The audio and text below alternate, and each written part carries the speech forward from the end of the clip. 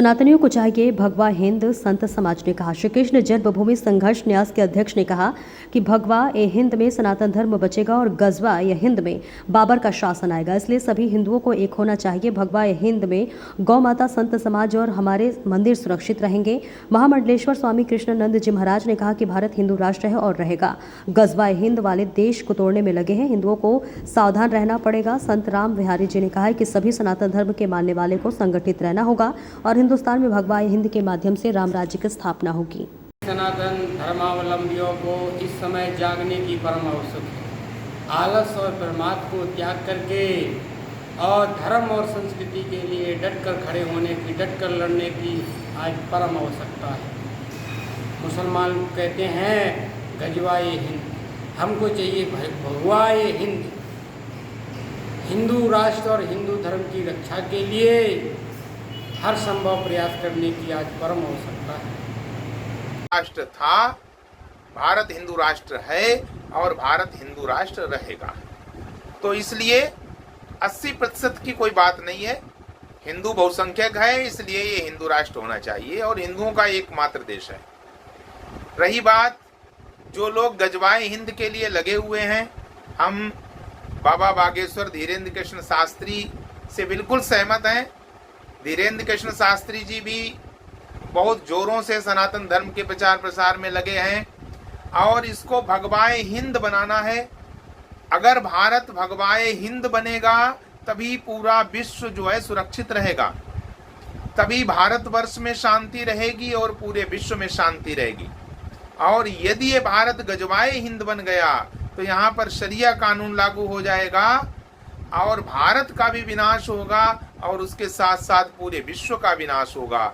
इसलिए मानवता की रक्षा के लिए भगवाए हिंद आवश्यक है। आज हम सभी सनातनी हिंदुओं को जागृत होने की आवश्यकता है और भारतवर्ष को भगवाए हिंद बनाने की आवश्यकता है। भारतवर्ष को हिंदू राष्ट्र बनाने की आवश्यकता है। जय श्री राम।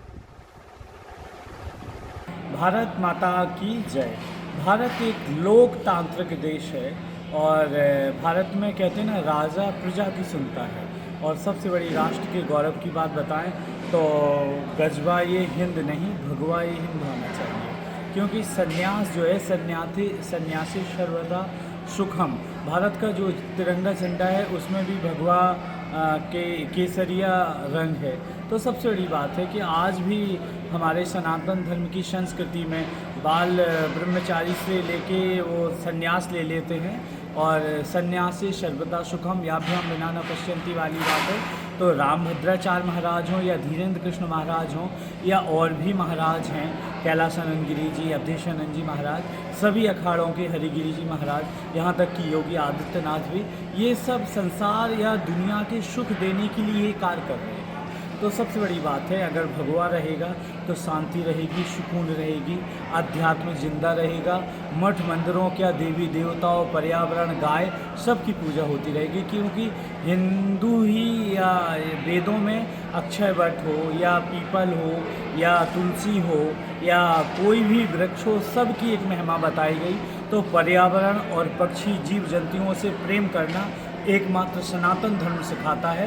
अंगुलीमाल जैसे शैतान विधर्मी को भी साधु बना देते हैं। मीरा ने कितनों को साधु बनाया, कितनी वैश्याओं का एकनाथ और स्वामी रामकृष्ण परमहंस ने गुरु मंत्र दे के कल्याण किया। तो भगवाए हिंद होना चाहिए, होना चाहिए, होना चाहिए।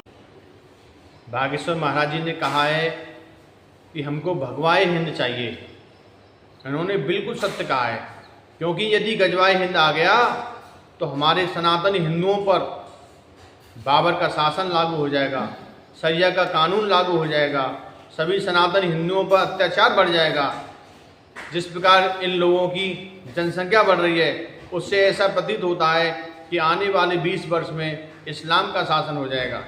इसलिए हम सभी सनातनी हिंदुओं को एक होना पड़ेगा। हम लोगों को जातियों में नहीं बंटना होगा, क्योंकि कुछ विधर्मी मानसिकता के लोग सभी सनातनी हिंदुओं को जातियों में बांटना चाहते हैं। वो चाहते हैं कि राम राज्य की स्थापना ना हो और बाबर का शासन आए। इसलिए सभी सनातनी हिंदुओं को एक होना पड़ेगा यदि हम बटेंगे तो कटेंगे और एक रहेंगे तो सेफ रहेंगे।